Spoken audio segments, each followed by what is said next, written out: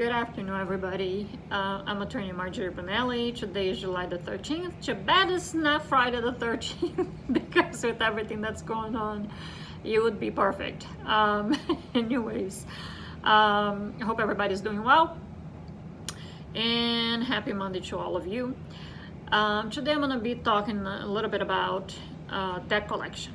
So a lot of people ask me, okay, this person, I deliver products to this person and this person hasn't paid me, but I don't have a written contract, so I guess there's nothing I can do about it. Well, not true. Obviously, I'll always recommend that you have a contract in writing signed by both parties, because that's the best way to go about in any type of business transactions. At least that's how I see it. That's always my recommendation. And I know a lot of people think, oh, I'm not gonna hire an attorney because it's gonna be expensive. The truth is it's gonna be expensive once you have a problem and you don't have a written contract. So it's actually way cheaper and easier to have it done in the beginning than later on when you're already having issues with the other side for lack of payment or whatever the situation is. As we're talking about that collection, let's focus on lack of payment. So let's suppose that you work with delivery of products. And what can you do? You're always going to have at least invoices. Nobody works without providing invoices. And if you do, stop doing that and do the right thing. So you're always going to have some sort of communication with the other party, be it invoices, emails, whatever it may be. Sorry, there's like something flying here. We can always use that. So what do I recommend? If you have invoices and you work with delivering products, I would recommend that you insert a box at the bottom of your invoice and you put your terms of payment. Very simple. If it's payment upon delivery, or if it's within 30, 60, or 90 days, you can put a little clause in there and put a line for the person to print their name and sign, or at least initial. The other thing that I always recommend, put an asterisk and insert something as to attorney's fees, because that's the only way you're going to be able to recover your attorney's fees if the other party doesn't pay you. Because in Florida, it's either by contract or by statute, but by statute it's very limited. So also, I forgot to mention, go and watch the video I did on the basic terms for a contract. I'm not telling you to go do it yourself, but just so that you can have an idea of why I recommend having a written contract. But going back to the debt collection, so you have the invoice. If the other side doesn't pay you, what can we do?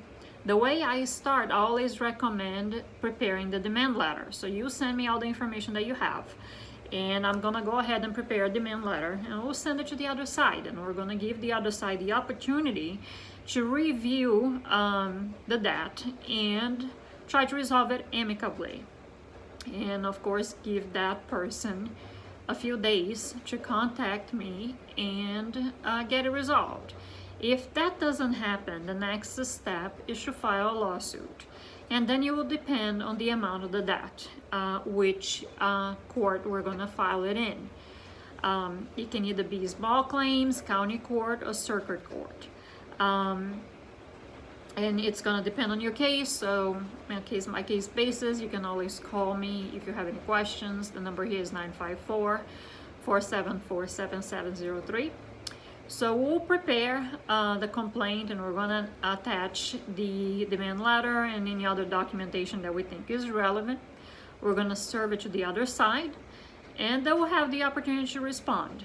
And in between, during the process, both of the parties will have the opportunity to again attempt to resolve it amicably during mediation.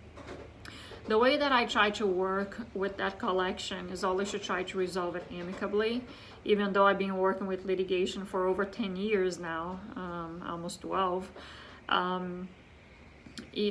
Of course, again, it depends on your case and what's happening, but I always try to do resolve things amicably, because I think that that's in the best interest of my clients not to keep litigating things and accumulating attorney's fees and costs, but to resolve it as quickly as possible.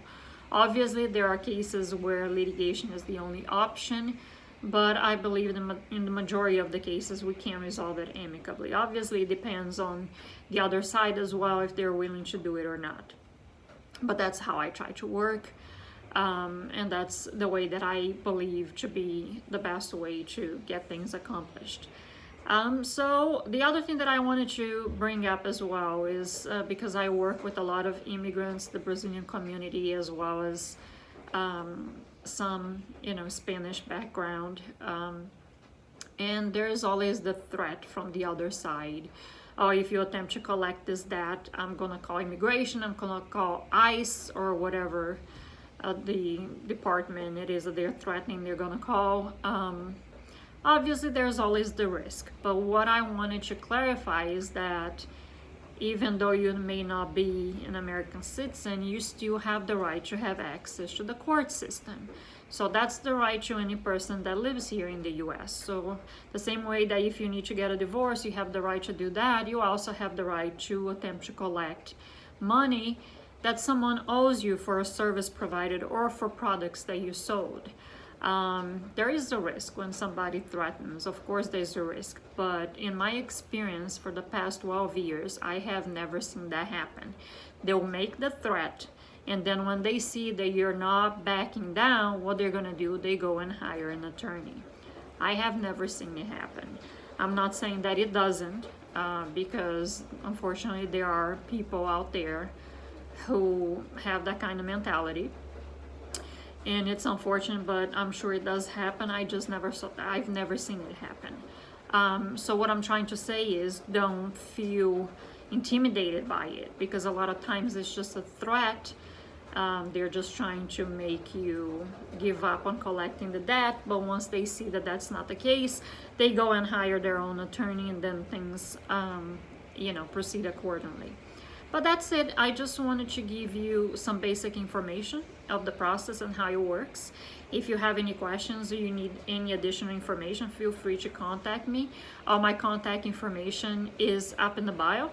You can reach me either via email or phone. And all my consultations are still being done via Zoom, which is a teleconference that the judges are also using for all of our hearings, because the court's still closed, and I do not believe it's going to open until next year. And since we're the new center for this pandemic, I don't think I'm going to be seeing people in person either anytime soon.